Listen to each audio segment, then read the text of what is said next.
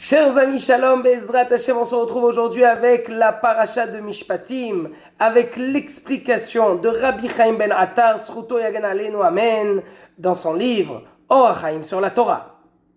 Au chapitre 22, verset 24, il nous est dit « Si tu prêtes de l'argent à quelqu'un de mon peuple, au pauvre qui est avec toi, ne sois point à son égard comme un créancier, n'exigez point de lui des intérêts. » Nous comprenons d'ici que le peuple juif a reçu une ordonnance qui est très importante. Il ne faut pas donner un prêt avec des intérêts. C'est la Torah elle-même qui nous le dit. Il est interdit de donner du ribit. Maintenant, le Or HaChaim HaKadosh nous rapporte le Midrash, la Mechilta, qui nous dit que normalement dans toute la Torah entière, si vous trouvez le mot im, si, ça vient nous apprendre qu'il y a ici une possibilité. Si tu veux, tu fais la chose. Tu fais cette mitzvah par exemple, tu vas recevoir de cela de grandes récompenses, et si tu veux, tu ne fais pas.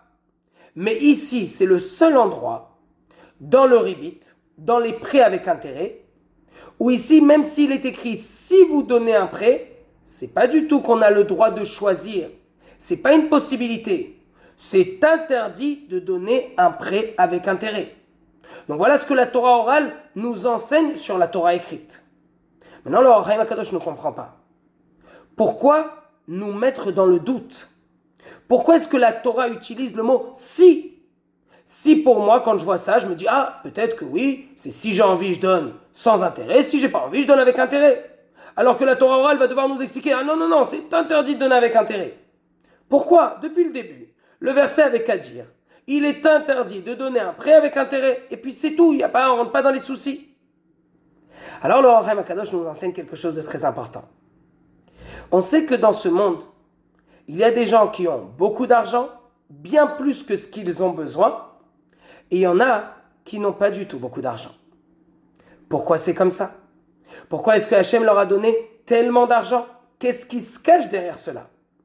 Attention, ça devient intéressant.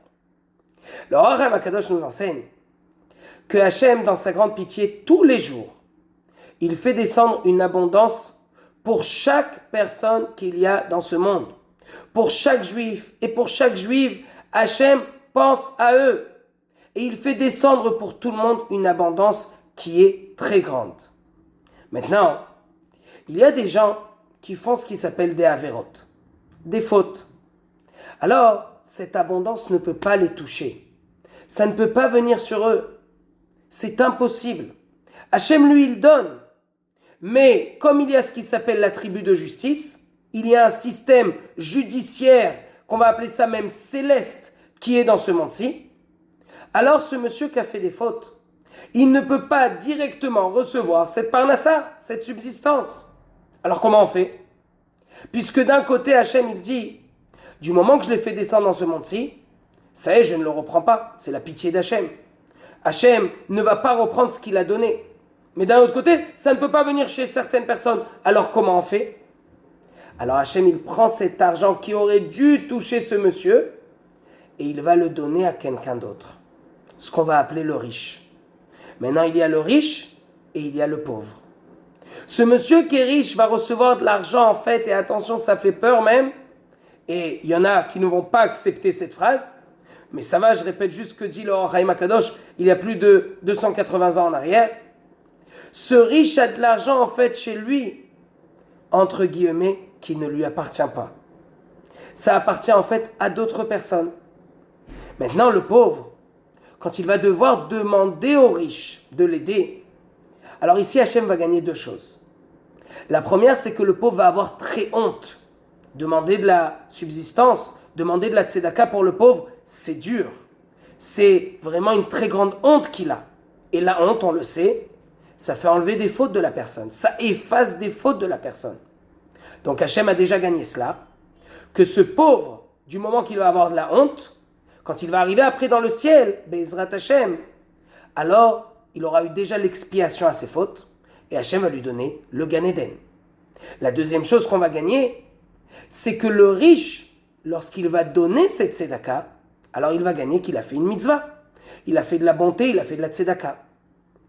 Et maintenant, le Or HaChaim HaKadosh nous explique ce que veut dire le verset.